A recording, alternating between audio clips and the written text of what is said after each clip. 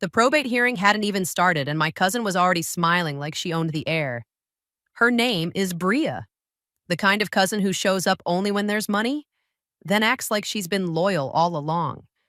She wore a cream blazer that cost more than my monthly groceries and leaned close enough for me to smell her perfume. "Enjoy your homeless life, bitch," she hissed, soft and delighted. A few people behind her snickered like this was just family banter, like cruelty was a tradition you clapped for. My parents didn't stop her. They stood a few feet back, my mother, Lorna, with her tight little smile, and my father, Dean, staring past me like I was a stain on the courthouse carpet. They looked calm, certain, like the ending had already been agreed on without me. I didn't answer Bria. I didn't even look at her. I kept my eyes on the courtroom door and held my folder against my ribs the way you hold something fragile and sharp at the same time. Because I knew what they were counting on. They wanted me loud. They wanted me messy. They wanted me to look like exactly what they'd been whispering to everyone in our family for years: unstable, dramatic, unreliable. So, I gave them nothing. The bailiff opened the door and called the case. Everyone shuffled in, the way people do when they think something is about to happen that isn't their problem. I sat at the petitioner's table with my attorney, Nadia Sloan, who had the kind of calm that only comes from reading too many lies in nice handwriting. Across from us, my parents sat with Bria and their attorney. Bria kept glancing over like she wanted me to break, just so she could win twice. Judge Kessler took the bench and looked down at the file, eyes tired but sharp. "Good morning," he said. "This is the matter of the estate of Harold Price." My grandfather. Hearing his name in that room made something twist in my chest. Not grief. Grief was already a constant. This was something else. The feeling of strangers turning a life into a folder. Judge Kessler adjusted his glasses. "Appearances for the record," Nadia stood. "Nadia Sloan for the petitioner, Hannah Price." I stood when she said my name, chin level, hands still. On the other side, their attorney stood. Mitchell Crane for Lorna and Dean Price, and Bria Donnelly. Bria's smile sharpened at the sound of her own name in court, like being spoken into the record made her real. Judge Kessler glanced between us. I understand there is a dispute regarding the decedent's residence and certain personal property," he said. "And I also understand there are allegations of concealment of assets." My mother's attorney didn't waste time. He stepped forward like he'd rehearsed the rhythm. "Your Honor," Crane said, "my clients believe Ms. Price has been living in the decedent's home and withholding estate property. We are requesting immediate surrender of the premises and an inventory of all items in her possession." My mother nodded dramatically, like she was suffering through my behavior. Bria leaned back in her chair, satisfied, like the word surrender tasted sweet. Judge Kessler turned his gaze to me. "Ms. Price," he said, "do you dispute living in the home?" "I live there," I said evenly. "Grandpa asked me to." Crane pounced. "Convenient," he said, glancing at the judge. "But there is no written agreement, and my clients, his children, were excluded." My father's face didn't change. My mother's eyes stayed locked on mine, daring me to react. Judge Kessler held up a hand. "I'll review the estate file," he said. "Clerk, pull up the record." The clerk, Ms. Patel, clicked her mouse and turned her monitor slightly toward the bench. The faint glow of the screen reflected in Judge Kessler's glasses. And that was the moment Bria leaned toward me again, voice low enough to feel private even in a courtroom. "After today," she whispered, "you'll be sleeping in your car." I didn't look at her. I opened my folder, slid out one document, one sealed page in a plain envelope, and placed it on the table in front of Nadia. Nadia didn't look surprised. She simply stood and approached the bench with the envelope held carefully, like it wasn't paper, like it was a switch. "Your Honor," she said, "before the clerk proceeds, we have a document that must be added to the record." Crane's head snapped up. "What document?" Nadia didn't answer him. She handed it to the bailiff, who passed it to the clerk. Ms. Patel opened the envelope, her eyes scanning the first line. Her posture changed slightly, tiny but visible. like she'd just realized she was holding something heavier than it looked. She clicked. The courtroom's projector screen flickered as the file loaded onto the system. A clean interface, a new attachment, and then a single header line that made the judge sit up straighter. Judge Kessler's face changed. Not slowly, not subtly. Like someone had pulled the floor back and shown him what was underneath. He stared at the screen for a long moment, then looked over the top of his glasses at my mother. "Ms. Price?" he said, voice suddenly sharper. "Did you file an emergency petition in this case 2 days before Mr. Price passed away?" My mother blinked twice, mouth parting. Crane stepped forward fast. "Your Honor, I'm not sure what—" Judge Kessler held up a hand without looking away from my mother. "I'm asking her," he said. Bria's smile had vanished completely now. Her eyes flicked to the screen like she was trying to read it from 10 feet away. My mother's voice came out thin. I don't know what you're talking about." Judge Kessler tapped the screen with his pen once. "The system shows a filing," he said. "Time-stamped, verified, and tied to a user account associated with your email address." Crane's confidence faltered for the first time. "Your Honor, we need to see exactly what this is." Judge Kessler's gaze cut to him. "You will," he said. "In a moment." Then he turned back to the clerk. "Open the next attachment," he ordered. Ms. Patel clicked again. The screen loaded a new document, and the courtroom went so quiet, I could hear the bailiff's keys shift at his belt. Judge Kessler read the first line, then the second. His jaw tightened. And when he finally looked up, his eyes went past my mother, past Bria, past their attorney, and landed directly on me. "Miss Price," he said slowly, "who prepared this filing?" I didn't raise my voice. I didn't smile. I just answered the truth that my family never planned for. "My grandfather did," I said. "With his attorney?" Before he died. Part 2/5. The moment I said it, my grandfather did, with his attorney, the confidence on the other side of the room started to leak out like air from a tire. Judge Kessler didn't look impressed.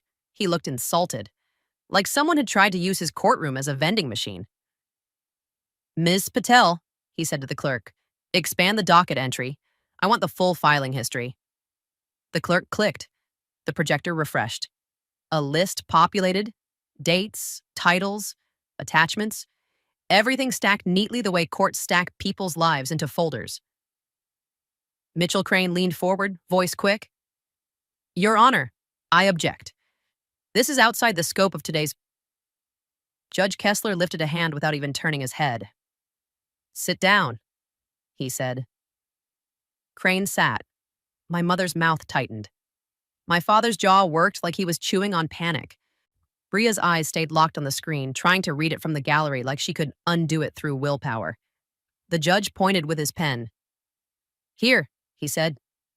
"An emergency petition, filed 2 days before the date of death, and verified." He looked straight at my mother. "Ms. Price, did you file this petition under penalty of perjury?" My mother's eyes widened with practiced innocence. "No," she said quickly. "Absolutely not. I don't even know what that is." I didn't react. I didn't look at Bria. I stared at the judge and waited because I knew what would happen next. Courts don't run on feelings. They run on records. Judge Kessler's voice stayed calm, but the calm had steel in it. "Miss Patel," he said, "open the petition, page 1. The clerk clicked again. A form filled the screen. Bold headers, blocks of text, signature lines. Nobody could read every word from where we sat, but you didn't need to. The structure alone told the story. Judge Kessler read silently for a few seconds. Then he looked up again, slower this time. "This petition requests emergency appointment of a temporary conservator," he said, voice low. "It alleges that Harold Price was vulnerable, incapacitated, and being exploited." My stomach stayed steady, but something cold moved behind my ribs. Because that was the accusation they'd been spreading for months, just never with the judge listening. Judge Kessler continued, eyes still on the screen. It also requests removal of the occupant from the residence, he said. Immediate possession, with law enforcement assistance if necessary. Bria's mouth twitched like she'd just tasted victory again, until the judge read the next line. And it identifies the alleged exploiter as... He glanced down. Hannah Price. My name, in black ink, on a legal claim my mother swore was urgent. My mother's face stayed frozen, but I saw her throat move as she swallowed. Judge Kessler looked up at her again. Ms. Price, and he said, your name appears as petitioner. Your address, your phone number, and there is an electronic verification attached. Crane stood up again, voice tight now. Your Honor, identity theft is not unheard of. Someone could have... Judge Kessler's gaze snapped to him. Counsel, he said sharply, I'm not asking you to improvise excuses.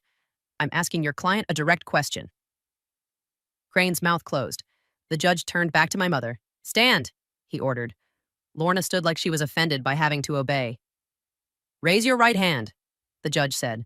And the bailiff stepped closer, ready to swear her in if needed. My mother hesitated, then lifted her hand, eyes flashing. Judge Kessler didn't bother with theater. If I determine you filed a false petition with false statements, that is perjury, he said. Do you understand? My mother's voice came out thinner. Yes. Did you file it? No, she said again, louder this time. I did not. The judge held her gaze for a beat that felt like a blade. Then he said, sit. My mother sat hard. And now, the judge added, we open the attachment Ms. Reed submitted. He nodded to Nadia. Nadia stood and spoke like a scalpel. Your Honor, my client is not here to argue with family members who weaponize gossip. She is here to let the record speak. The sealed page we submitted is the decedent's directive to the court prepared while he was alive. She with counsel, after he discovered the emergency petition had been filed. Crane's face tightened. Directive? Judge Kessler leaned forward. Open it, he said. Ms. Patel clicked. A new document loaded. Letterhead formatting, a formal declaration. The clerk scrolled. The judge read, eyes moving faster now, his expression changing with each line. He stopped, tapped his pen once, then looked at my father. Mr. Price, he said, this directive states that your wife attempted to petition this court for conservatorship and eviction using a login tied to your home internet account. My father's face went pale. Crane stammered, Your Honor, that's... Judge Kessler didn't let him finish. Ms. Patel, he said, open Exhibit 2.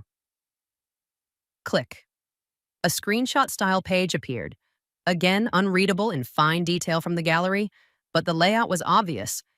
A Logan audit trail, timestamps, an IP address, a two-factor verification log.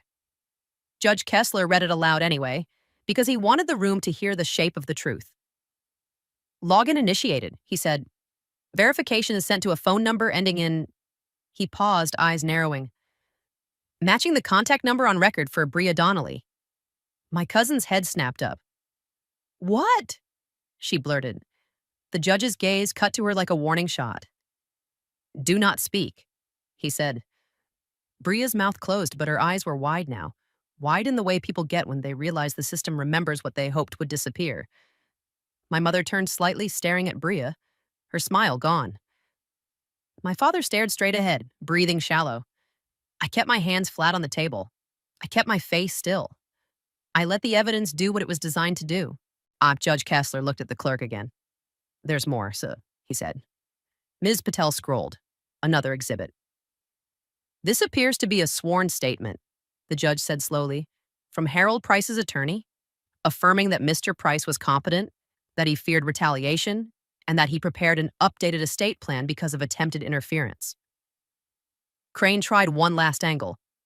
Your Honor, even if there was a misunderstanding before death, the will is still... Counsel, the judge interrupted, and his voice was colder now. A party who comes into this court with unclean hands does not get to demand equitable relief. Silence hit the room like a door slamming shut. Then Judge Kessler said the sentence that made Bria's earlier whisper feel pathetic. I am referring this filing to the district attorney, he said. Potential perjury, potential fraudulent filing, potential identity misuse, and attempted unlawful eviction. My mother's face went rigid, the way it does when someone is trying not to crack in front of strangers. Bria's fingers curled around her purse strap like she might run. The judge turned to Nadia. Ms. Sloan, he said, is the decedent's counsel present? Nadia's lips barely moved. He is, she said. The courtroom doors opened again, and a man stepped in wearing a dark suit and carrying a slim briefcase like it weighed nothing, because he'd already won the hard part days ago. He walked to the front, nodded at the judge, and said clearly, Grant Vila, attorney for Harold Price. Your Honor, I can authenticate every exhibit, and I can also tell the court what Harold recorded the day he realized his family was trying to remove Hannah from the home. Bria made a small, strangled sound. The judge looked at the clerk. Cue it, he said. Ms. Patel's mouse clicked. The screen went black for half a second, then began to load a video file. And my mother leaned back in her chair, eyes locked on the screen, as if she already knew exactly what my grandfather had said, and exactly who he was saying it about. Part 3/5. The projector screen stayed black for a beat, like the courtroom itself was holding its breath. Then the video loaded. A grainy frame appeared. My grandfather at his kitchen table, daylight coming through blinds, a cardigan on his shoulders like he'd been cold. The camera angle was low, propped against something steady enough to feel intentional. His face filled the screen, tired but clear-eyed. Not confused, not incapacitated. Just angry in the quiet way he always got when someone tried to take something that wasn't theirs. Judge Kessler leaned forward without meaning to. The whole room leaned with him. Grandpa looked into the camera and spoke, slow and firm. My name is Harold Price, he said. I'm recording this because I just found out a petition was filed in my name, and my daughter is pretending she didn't do it. A ripple went through the courtroom, small, involuntary. Even Bria's friends in the gallery stopped shifting. Grandpa continued, voice steady. I am of sound mind. I know what day it is. I know my address. And I know exactly who is trying to remove Hannah from my house. My name hit the room like a stone dropping into still water. Bria's head snapped toward my mother. My mother kept her eyes locked on the screen like she could outstare it into silence. Grandpa reached to the side, pulled something into frame. Paper. A printed page. He held it up and tapped it with one finger. This is the filing receipt, he said. Date and time. It came through my home internet, and the code went to Bria's phone. Even through the cheap projector speakers, you could hear the disgust in his voice when he said my cousin's name. Bria's mouth opened. No sound came out. Grandpa lowered the paper. I asked Lorna to explain, he said. She lied to my face. Then she told me Hannah was using me and needed to be removed before court could see the truth. The words didn't sound dramatic coming from him. They sounded factual, like he was writing down a weather report. Judge Kessler's jaw tightened. He glanced at the clerk, then back at the screen. Ms. Patel's hands were still on the mouse, frozen mid-scroll.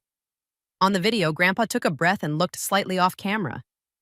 I told them no, he said, and they didn't accept it. His eyes hardened. So I called my attorney, I updated my estate plan, and I instructed him to file the evidence because I'm not leaving my granddaughter to be bullied out of her home by people who show up only when there's money. My throat tightened, but my face didn't change. I kept my hands flat on the table and let the record carry my emotions for me. Grandpa leaned forward slightly. Hannah moved him because I asked her, he said. She pays the bills she can. She takes me to appointments. She makes sure I eat. She's been here when my own daughter was too busy counting what she thinks she's owed. The gallery went dead quiet, not even a cough. Then Grandpa said the line that made my stomach turn cold, not because it hurt, but because it confirmed how far they'd been willing to go. They tried to tell a judge I was being exploited, and he said, voice steady. Then they tried to tell me I was losing my mind. Then they tried to remove my phone. The judge's head snapped up at that. His gaze flicked to my mother so fast it looked like a reflex. Grandpa's mouth tightened. Lorna said, "If you can't call anyone, you can't stop it." Bria laughed, like it was clever. My cousin's face drained of color. Her hands gripped her purse strap like she might rip it off. Grandpa looked straight into the lens again. "If anything happens to me," he said, "Ashha, it is not because Hannah did it. It is because my daughter and my niece are trying to rush this estate before the court can see what they've done." Judge Kessler lifted a hand slightly, instinctively, like he wanted to stop the video and ask questions through the screen. But Grandpa wasn't finished. He reached for another sheet of paper and held it up, closer to the camera this time. The top looked like a list: headings, lines, boxes. The details weren't readable from where we sat, but the format screamed inventory. "I made a list," Grandpa said. "A full one. Photos, serial numbers, where everything is kept. Because if they get into this house and things start disappearing, I want the court to know exactly what went missing and exactly who had access." My pulse stayed steady. My cousin had told me I'd be homeless. Ati Grandpa had prepared for that threat like it was a predictable storm. He lowered the list and leaned back. His voice softened, not with weakness, but with exhaustion. "Hannah," he said, and my throat tightened hard because he was speaking to me even though he wasn't in the room. "Don't fight them with your mouth, fight them with paper." Then he added, quieter, "And don't let them near the drawer under the pantry shelf. They'll look for it when they panic." My mother's head jerked slightly like she'd heard a keyword. Judge Kessler's eyes narrowed. Grandpa looked away for a second, like he was listening to someone in the room with him, then looked back to the camera. "My attorney can explain the rest," he said. "But I'm saying this plainly. They do not get the house by bullying Hannah out. They do not get to invent a story and have the court stamp it." He paused, then said the last thing in the clip, voice calm and final. "And if they come into court and pretend they didn't file that petition, they are lying under oath." The video ended. The screen went black again. For 3 full seconds, nobody moved. It was like the room had to remember how to function after hearing a dead man speak like that. Then Judge Kessler exhaled slowly and said, very quietly, "All right." Not comfort. Not sympathy. Decision. He looked at Grant Vela. "Mr. Vela," he said, "you're authenticating this video." "Yes, Your Honor," Grant replied immediately. "It was recorded on Mr. Price's device provided directly to my office. We preserved the original file and metadata. Chain of custody is documented." The judge nodded once, then turned to my mother. "Ms. Price," he said, voice suddenly sharp, "stand." My mother stood like she had no choice, which for once she didn't. "Your attorney can stop talking for you," the judge said. "You can stop lying for yourself. Did you file that petition?" My mother's lips parted. Her eyes darted toward Crane like he could pull a new reality out of his briefcase. Crane stood, voice tight. "Your Honor, my client." "Sit," Judge Kessler snapped. Crane sat. Bria made a small sound beside my mother, half gasp, half plea. "Aunt Lorna." The judge's eyes cut to her. "You," he said, pointing with his pen, "will not speak again unless I ask you a direct question." Bria froze. Judge Kessler looked back at Ms. Patel. "Clerk," he said, "print the verification log and the petition receipt. Now." Ms. Patel's printer whirred behind the bench. The judge's gaze moved to the bailiff. "Bailiff," he said, "I want phones collected." My mother blinked. "Collected?" "Yes," the judge said, flat. "From the parties associated with the filing and verification. Right now. You are on notice that evidence preservation is required." My cousin's hand flew to her purse like it was instinct. The bailiff stepped forward, and for the first time since Bria whispered that disgusting sentence in my ear, her confidence cracked completely. Her eyes darted around the courtroom like she was looking for an exit that didn't exist, because the court wasn't listening to her mouth anymore. It was listening to the record. And the record had just started to speak back. Part 4/5. The bailiff moved down the row with his hand out like a metronome. "Phones," he said, neutral, "on the table. I now." My mother hesitated like she was waiting for someone to remind the courtroom who she thought she was. Bria didn't hesitate. She clutched her purse tighter. Judge Kessler watched that tiny movement and didn't soften. "Ms. Donnelly," he said, "if you make me say it twice, you will regret it." Bria's chin lifted, offended. "Your Honor, I'm not a party to—" "Yes," the judge cut in. "You are. The verification log ties to your number. That makes you relevant. Hand it over." Bria's eyes flashed to her attorney. Crane opened his mouth. The judge didn't even look at him. "Not one word," he said. "Not until I'm finished preserving evidence." Bria swallowed. Slowly, painfully, she slid her phone out of her purse and placed it on the table like it burned. My mother did the same, but with a performance, sighing, rolling her eyes, letting the whole room feel how unfair it was. Judge Kessler didn't care about her feelings. He cared about her fingerprints. "Clerk," he said, "print the verification log, print the filing receipt, print the audit trail showing the IP address and the user account." The printer behind the bench started spitting paper like it couldn't wait to be useful. On the screen, Ms. Patel expanded the audit entries. Again, nobody could read the tiny text from the gallery, but the structure was unmistakable. Timestamps, login attempts, verification events, a series of actions that only looked innocent if you'd never touched a computer. Judge Kessler spoke as he read, because he wanted this burned into the record.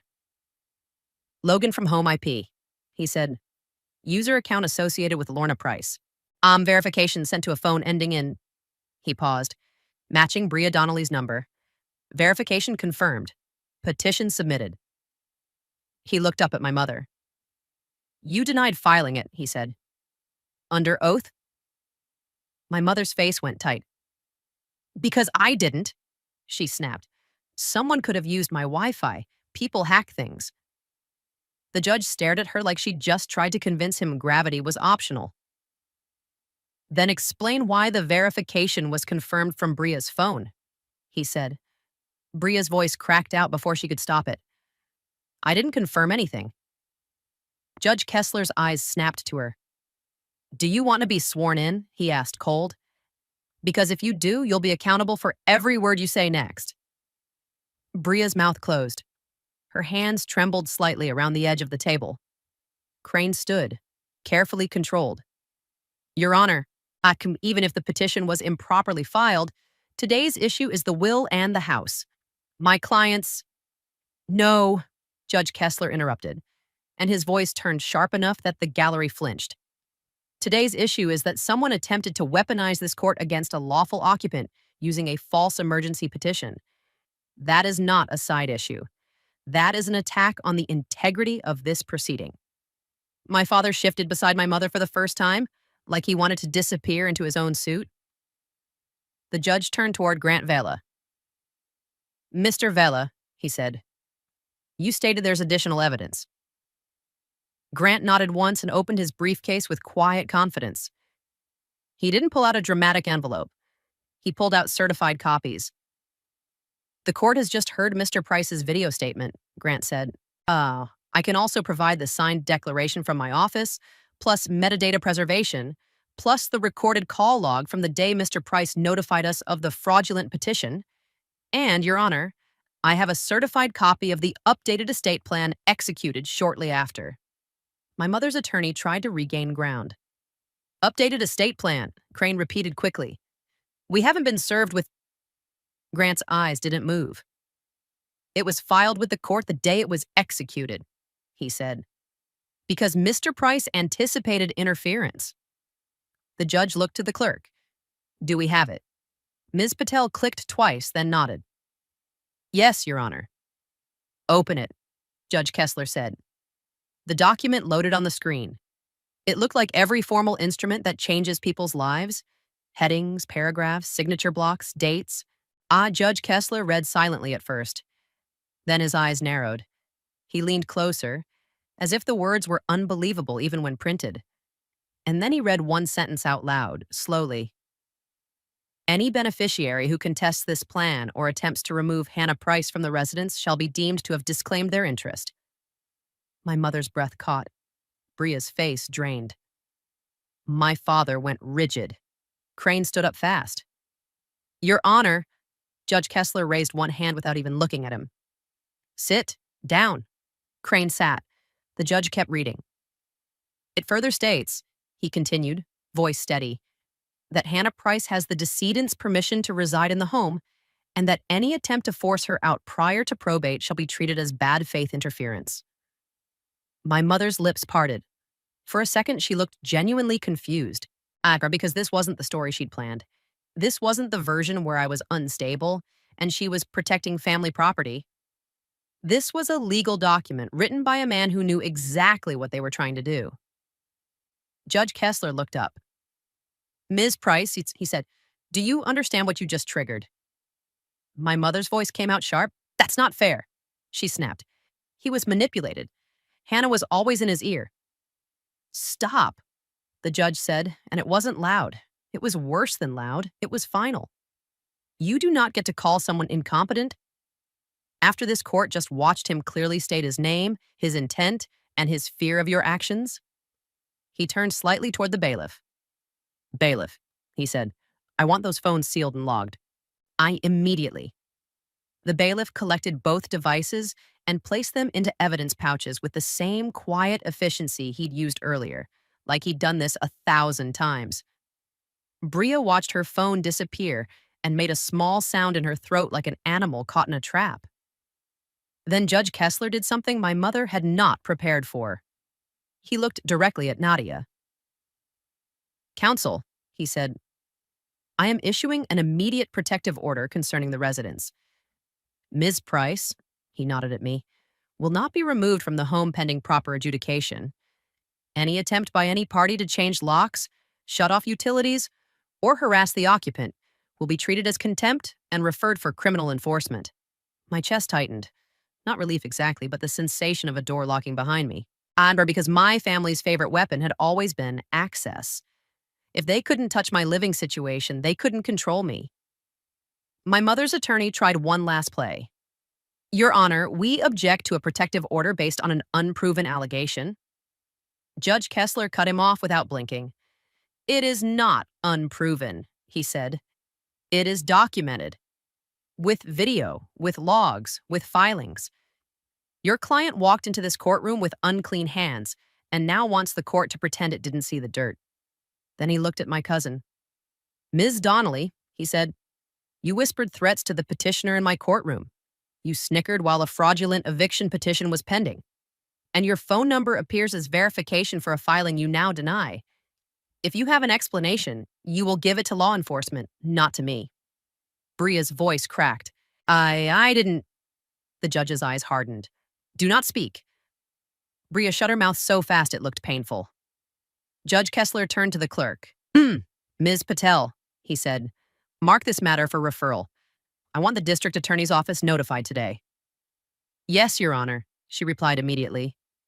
My mother's face twitched. Anger, panic, humiliation, all fighting for space. You're doing this because you feel sorry for her, she snapped at the judge, and the audacity of it made the gallery finally react. Soft gasps, murmurs, shock. The bailiff stepped forward automatically. Judge Kessler didn't raise his voice. One more outburst, he said, and you will be held in contempt. My mother's mouth opened, then closed, because even she could feel how close she was to being dragged out. Grant Vela stood again. Your Honor, he said. There's one more thing. The judge looked at him. Go ahead. Grant nodded slightly toward the screen. Mr. Price didn't only document the fraudulent filing, he said. He documented what they tried to do next. The day after the petition was filed, he received a locksmith quote sent to his email requesting a lock change on the residence. My mother's head snapped up. Grant continued, calm and precise. The quote included the requester's name and the phone number.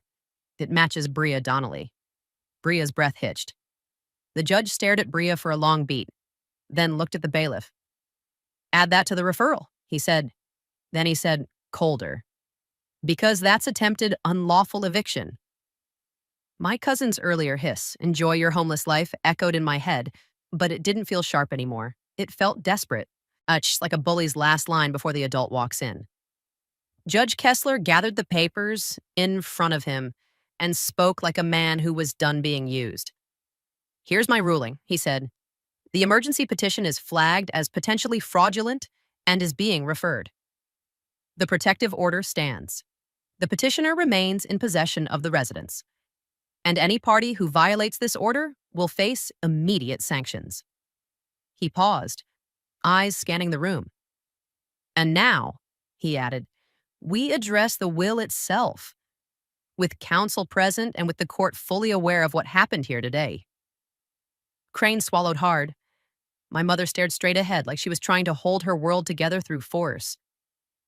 The judge nodded at the clerk. Call the next exhibit, he said. Ms. Patel clicked.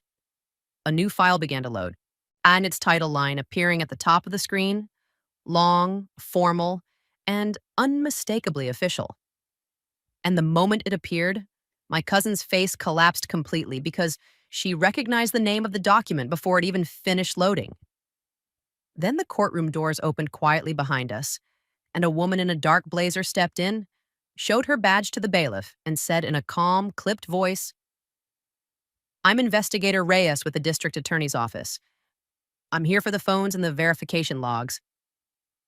When Investigator Reyes said District Attorney, my mother's entire posture changed. Not outrage, not performance. Calculation. Like she was scanning for an exit. Reyes didn't stride in dramatically. She moved with the quiet confidence of someone who doesn't need attention to control a room. She carried a slim evidence envelope and a small clipboard. No big gestures, no threats, just procedure. Judge Kessler nodded toward the bench. Investigator, he said, you're here sooner than expected. Reyes gave a small professional nod. We were notified by the clerk, she replied. Potential fraudulent court filing, verification tied to a phone number present in the courtroom, and evidence preservation in progress. She glanced at the bailiff. I'll take custody of the devices and printed logs. The bailiff handed her the sealed evidence pouches and the stack of fresh printouts. Reyes checked the seals, initialed the chain of custody form, and slid everything into her envelope like she was filing away a storm. Bria's breath came out in a tight, shaky exhale. My mother stared at that envelope like it was a coffin. And Judge Kessler looked back down at the screen as the new file finished loading. Now, he said, the will. The title line was formal, long, and clean, but the words that mattered were simple. Last will and testament. Crane stood as if standing might revive his confidence. Your Honor, he began, regardless of collateral issues, my clients are the decedent's children. Judge Kessler cut him off. Counsel, he said, collateral issues are when a party's feelings are hurt. This is not collateral. This is attempted manipulation of the court before death. We proceed carefully. He turned to Grant Vela. Mr. Vela, authenticate the will. Grant did, calmly, efficiently. He explained execution, witnesses, notarization, capacity. He referenced the recorded video. He referenced the updated plan after the fraudulent petition. And then Judge Kessler read the key provisions aloud. Not all of it. Just the parts everyone had come to fight over. The residence, he said, eyes on the document, is devised to Hannah Price. My mother's head snapped up so fast it looked painful. Bria's mouth fell open. My father blinked like he'd been slapped. Judge Kessler didn't look at them. He kept reading. And a cash bequest to Lorna Price in the amount of... He paused briefly, then continued. $10,000. My mother's face twisted, disbelief turning into fury. And to Dean Price, he continued, $10,000. My father's throat moved. He looked at my mother like he wanted to ask permission to feel something. Judge Kessler's pen tapped the paper once. And to Bria Donnelly, he said, $1,000. The courtroom made a small sound, an involuntary ripple of shock. Bria turned red, then pale. That's, she started. The judge lifted his eyes. Do not speak, he said. My mother couldn't help herself. This is fraud, she snapped. He was manipulated. She got to him. Judge Kessler's voice went cold. Ms. Price, he said, You will stop. My mother's shoulders rose as if she was about to explode. He wouldn't do this, she hissed. That house is family property. Grant Vila spoke before Nadia even needed to. Your Honor, he said, Mr. Price did do this, and he did it because he was attempting to protect Miss Price from exactly what we just watched play out today. Judge Kessler nodded once. That aligns with the record, he said. Then he looked down again and read the line that turned my mother into stone. Any beneficiary who contests this plan or attempts to remove Hannah from the residence shall be deemed to have disclaimed their interest. My mother's lips parted. She made a sound, half laugh, half choke. Crane stood abruptly. Your Honor, we have to contest. Judge Kessler's pen lifted. Counsel, he said, do you understand what disclaimed means? Crane swallowed. It means they get nothing, the judge said, flat. Silence slammed down. Bria's hands shook slightly. She stared at my mother like she'd been tricked into standing too close to a fire. My mother's eyes darted around the courtroom, searching for someone, anyone, who would give her a narrative to hide in. But the narrative had already been replaced by something stronger. Paper, video, logs. Judge Kessler leaned forward. Ms. Price, he said to my mother, your actions today have already triggered a referral to the district attorney. If you continue to contest this will in bad faith, you will risk not only your inheritance, but additional legal consequences. My mother's voice came out sharp. So, you're threatening me now? No, the judge replied. I'm warning you. He looked at Crane. The will is admitted, he said. The personal representative appointment stands. The protective order stands. Miss Price, his gaze flicked to me, remains in possession of the residence. Then he looked at the bailiff. If any party approaches her on the courthouse grounds, I want it documented. The bailiff nodded.